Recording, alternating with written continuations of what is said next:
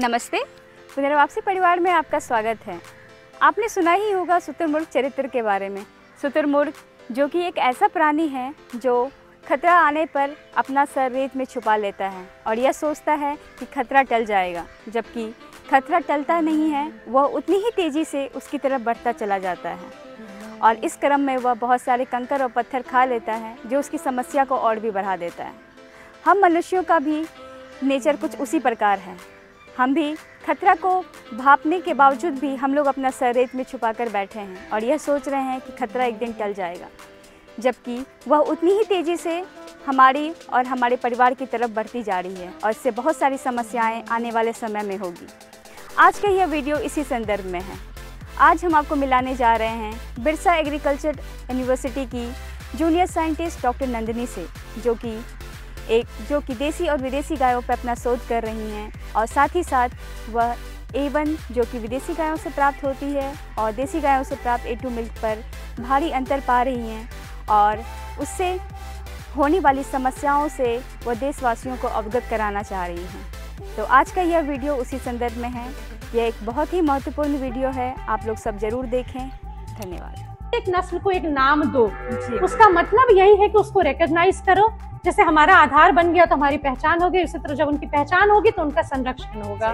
तो बस मेरा तो यही है कि हो रही है पीर पर्वत सी पिघलनी चाहिए कि हिमालय से कोई गंगा निकलनी चाहिए, तो पहल हम करें क्योंकि हमारे हित में, हमारे स्वास्थ्य के साथ खिलवाड़ न हो। जब वो अमृत हमारे पास है तो मान लीजिए कितनी भी चीजों से नकार दे, इस बात से तो नकार नहीं सकते कि देशी गाय हमारी धरोहर है और देशी गाय के दूध जो है उसको हम पिए और जितना से ज्यादा हो सके हमारे किसान भाई को भी अगर लाभ मिलेगा तो वो भी देशी रखेंगे। मेरा बस ये कहना है कि चाहे वो प्रिकॉशियस प्यूबर्टी हो, चाहे वो डायबिटीज हो, चाहे वो कैंसर हो, चाहे वो हार्ट डिजीज हो, बढ़ा तो है इंडिया में और इससे हम नकार नहीं सकते हैं। ठीक है, पोस्ट कोविड ही नहीं, पीछे मतलब कहीं ना कहीं A1 मिल्क जो है वो कारक है ना, इसका मतलब इससे रिलेटेड लिटरेचर्स हैं, इससे रिलेटेड डायरेक्ट कोरिलेशंस लिखे हुए हैं। ये रिसर्च कितना आप जैसे बता रहे, लाखों रिसर्च है जो हम लोग उसको एक्सप्लोर नहीं करते। हमारे लिटरेचर्स हैं जो अवेलेबल हैं साइंटिस्ट के, उन्होंने रिसर्च किया और ये वेस्टर्न नेशंस की हैं, फॉरेन नेशंस के ही रिसर्च स्टार्टिंग में थे, जिससे कि मतलब बहुए को है। तो मुझे ये कहना है कि आखिर क्यों ब्राजील में यहाँ की ब्रीड ले जाकर के कैटल को ले जा रहे हैं? ब्राजील नहीं मैम, ऑस्ट्रेलिया, यूरोप, आपका न्यूजीलैंड, हर जगह आपका अभी Arabian gulf countries, gulf country में तो यहाँ का गोबर ट्रेन से भर के वहाँ पे शिप में भर के वहाँ पे जा रहा है। बिल्कुल, आपने तो खुद ही, ये बहुत बड़ी बात है। क्या कारण है? वहाँ पे तो बहुत सारे गाय हैं, तो यहाँ के गाय का गोबर को ले जाने के वहाँ पे क्या आवश्यकता? तो मैम आपका स्वागत है। और मैम जैसा मैंने अपना इंट्रोडक्शन दे दिया, फिर भी मैम अपने तरफ से आप अपना इंट्रोडक्शन सबसे दे देता हूँ। जी, मैं doctor Nandini, department of animal breeding and genetics में मैं कार्यरत हूँ। असिस्टेंट प्रोफेसर कम जूनियर साइंटिस्ट के पोस्ट पर हूँ।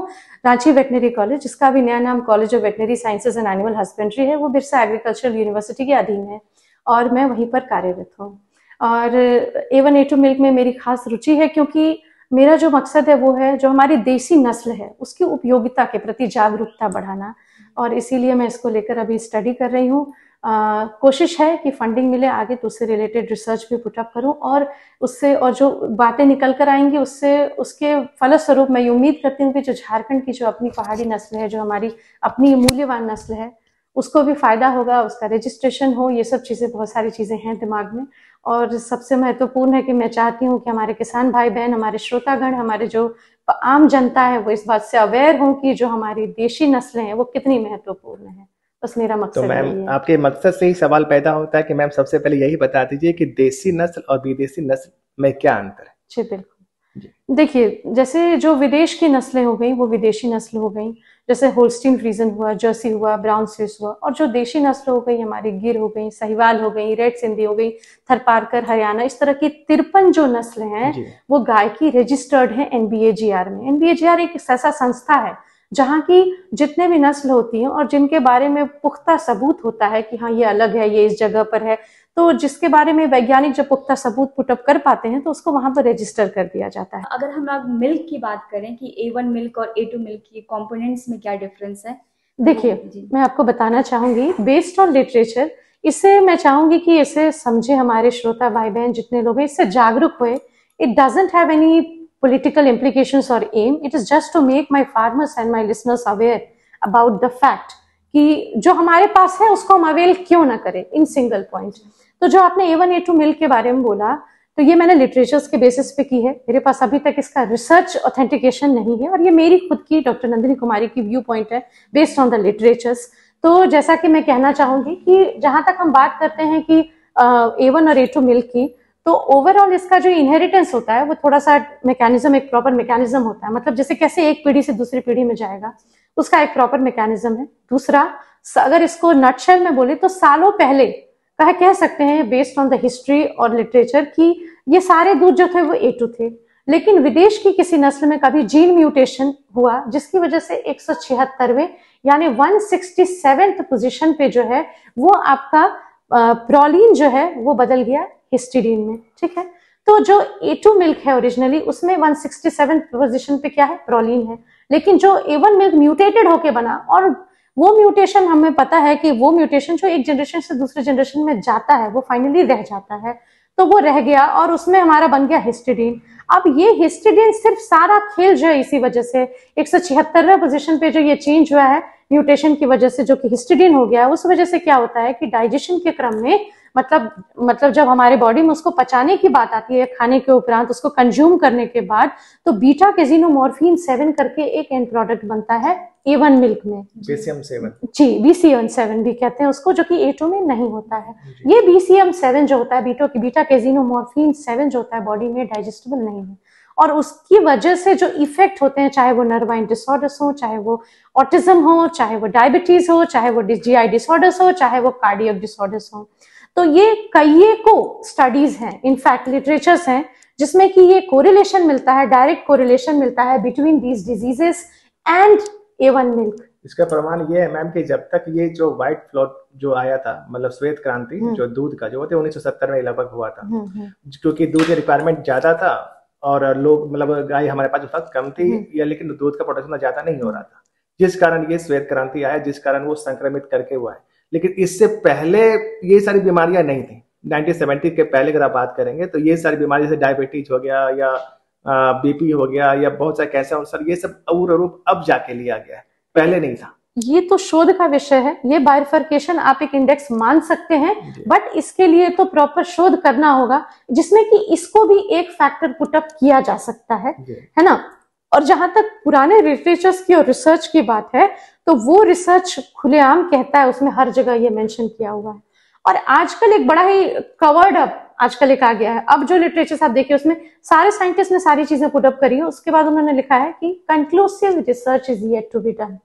सो when will this conclusive research be done? पहला, अब मेरा ये मानना है कि अगर कुछ कंक्लूसिव नहीं है तो विदेश में मल्टीनेशनल कंपनीज A2 मिल करके जो मशरूम हो रही हैं, they are mushrooming at high rate, और जो वो इतनी सारे अर्निंग बढ़ा रही हैं, अपना लाभ बढ़ा रही हैं, और वहां के फार्मर्स भी लाभान्वित हो रहे हैं। आखिर ऐसा क्यों है अगर कुछ नहीं है, अगर ये सिर्फ मिथ है तो? पहला।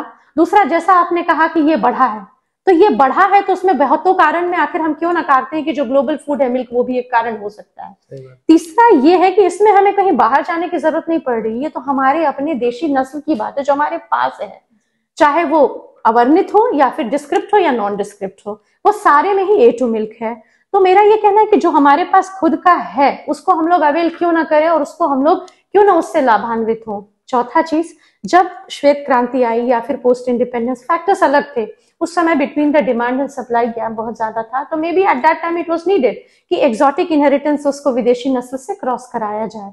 और यही कारण है कि धीरे धीरे हमारी साइंटिफिक फ्रेटर्निटी भी इस बार से अवेयर हो रही है कि जो विदेशी नस्ल है उसके मुकाबले हमारी देशी नस्ल कई फायदे हैं। चलिए A1 A2 तो एक पार्ट हुआ जिसको आप नकारते हैं कह करके कि इट इज अ मिथ, लेकिन क्या सर्वाइवेबिलिटी और एडेप्टेबिलिटी जो A1 जो देशी नस्ल की ज्यादा है उस बात से हम नकार सकते हैं? नहीं।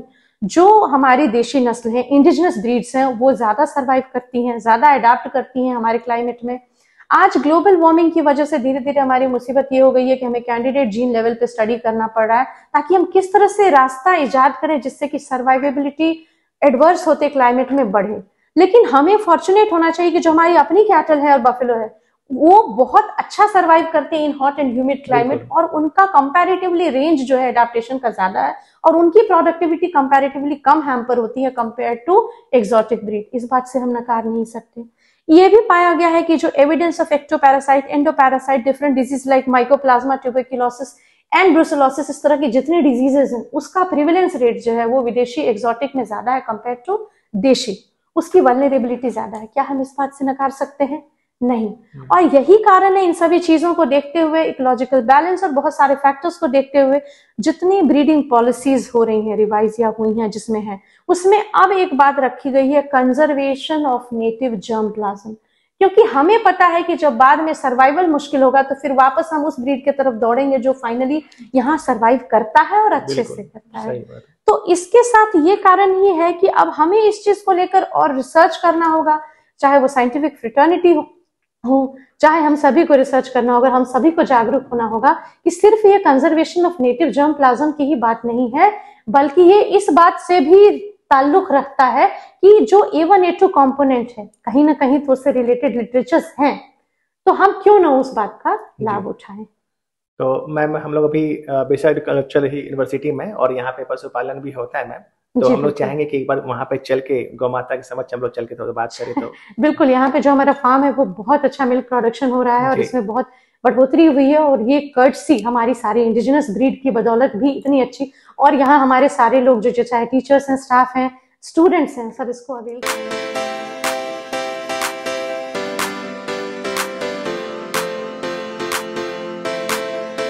तो अब हम लोग आ गए हैं बेसाइड कल्चर यूनिवर्सिटी के गौशाला में, और यहाँ पे बहुत सारे घेर थारपारकर और बहुत सारी गौ माता है जो देख के बहुत आनंद आ रहा है, और कुछ एचएफ भी हैं, लेकिन यहाँ ज्यादातर जो कार्य हो रहा है वो अपने देख रहा हूँ, जैसा मैं पा रहा हूँ वो अपने देसी नस्ल की गायों पे हो रहा है।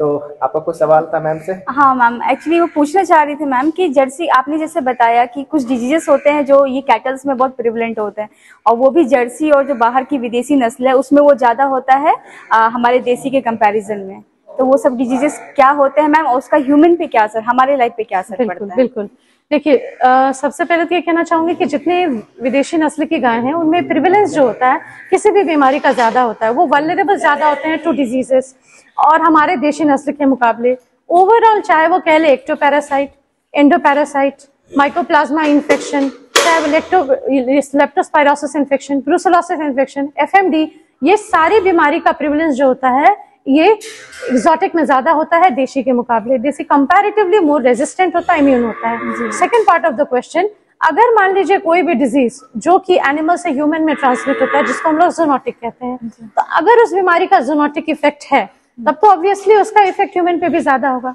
एक एग्जांपल लेती हूँ, जैसे ब्रुसेलोसिस है। ब्रुसेलोसिस जो है वो एक ऐसी बीमारी है जो कि it is responsible for abortion और रिलेटेड टू दैट, और बाकी और भी कई सिम्टम्स होते हैं। तो ये ब्रुसेलोसिस जो होता है ना सिर्फ कैटल में होता है बल्कि शीप में, गोट में, ह्यूमन में होता है।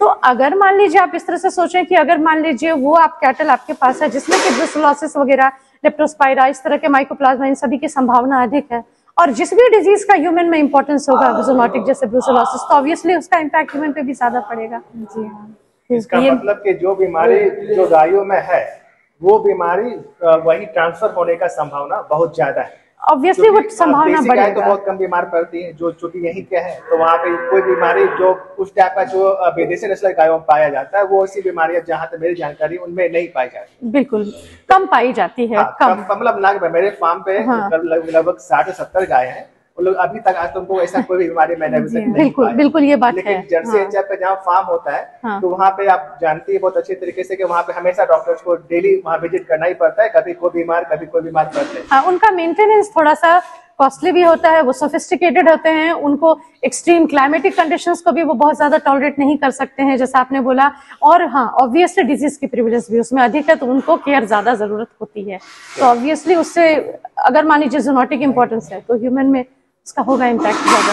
और दूसरी बात मैम, एक चीज़ और पूछना चाहूँगी कि वैसी गाय जो एक जगह जैसे ये बंधी रहती है 24 घंटे और उनका मिल्किंग किया जा रहा है, खाना एक ही जगह दिया जा रहा है, और दूसरी तरफ वैसी गाय जो कि खुले मतलब गौचरण भूमि में चर रही हैं, जंगल में चर रही हैं, तो उन दोनों के दूध पे क्या इफेक्ट पड़ता है और उनके स्वभाव में क्या इफेक्ट होता है और उसका हम पे क्या असर पड़ता है? आप ये समझिए कि जिसको हम लोगों ने एनवायरमेंट से धीरे धीरे कट ऑफ कर देंगे तो ऑब्वियसली उसकी इम्यूनिटी धीरे धीरे घटेगी, पहला।